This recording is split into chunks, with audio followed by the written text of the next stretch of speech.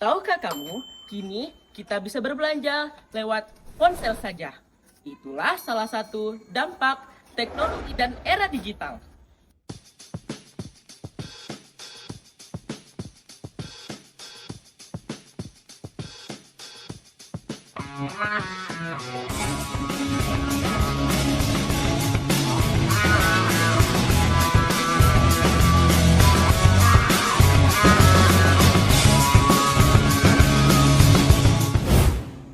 Loh, orangnya mana?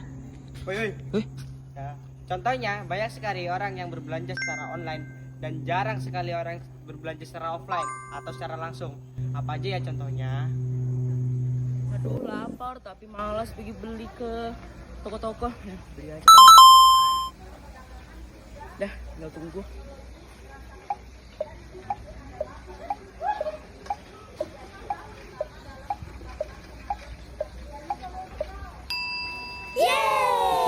Pesanan Mas ya. Ya, Mas. Oke, makasih. Ya. Kapan-kapan lagi kita beli pakaian di Balikpapan, mau nggak? Tapi jauh banget nggak sih? Gak usah, mending kita beli di online aja. Caranya gimana?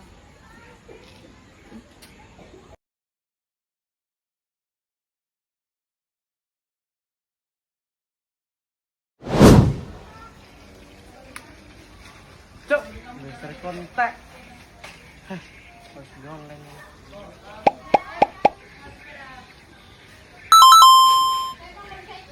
Sudah.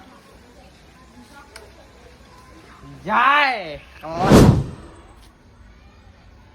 e-commerce adalah transaksi jual beli barang atau jasa melalui internet. Manfaat e-commerce adalah transaksi lebih mudah, cepat, dan efisien.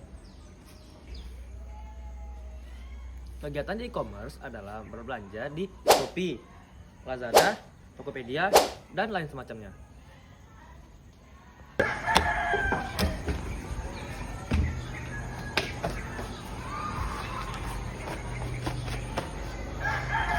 Resiko e-commerce itu bisa ada barang palsu, barang tidak sesuai gambar, atau barang yang ilegal.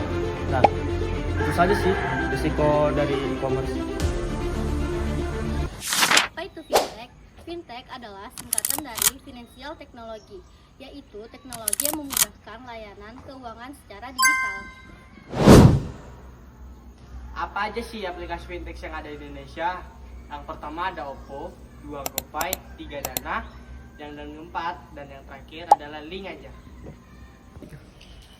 Bayangkan, kalian dulu membeli laptop dengan uang tunai sebanyak ini. Nah, kali ini saya akan menunjukkan bagaimana cara membeli barang dengan satu sentuhan saja. Nah, bagaimana caranya? Selamat datang di pembayaran serba digital. Seiring dengan perkembangan dalam sistem pembayaran, alat pembayaran pun kini menjadi semakin bervariasi. Di samping uang kertas dan uang logam, masyarakat juga menggunakan alat pembayaran seperti berbagai macam kartu, cek, aplikasi digital, dan lain sebagainya. Sederhananya, kita dapat membedakan alat pembayaran tersebut menjadi dua, yakni alat pembayaran tunai dan non-tunai. Pada perkembangannya, penggunaan uang tunai dalam beberapa jenis transaksi dianggap sudah tidak efisien, seperti memicu penumpukan antrian di loket pembayaran dan merepotkan seseorang untuk membawa uang dalam jumlah yang banyak. Sedikit sih. Nggak ada.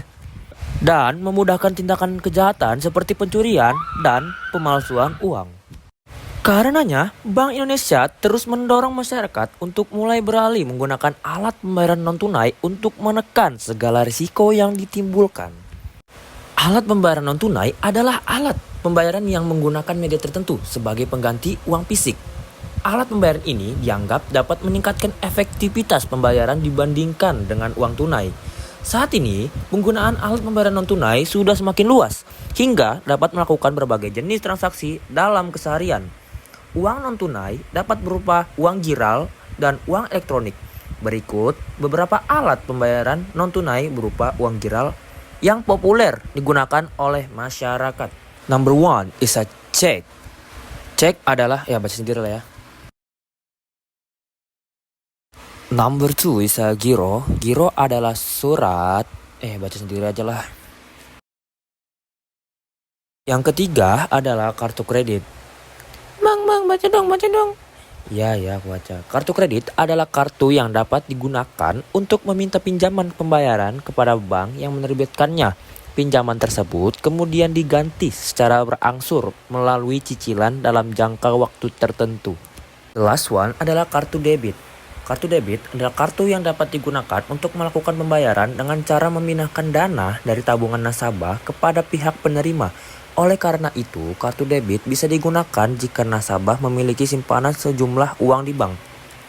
Penggunaan uang giral bisa dilakukan melalui berbagai jenis media. Cek dan giro menggunakan belangko surat tertulis yang perlu ditandatangani, sementara kartu kredit dan kartu debit menggunakan ATM dan mesin edisi untuk melakukan berbagai keperluan transaksi. Di samping itu, penggunaan layanan internet banking atau mobile banking.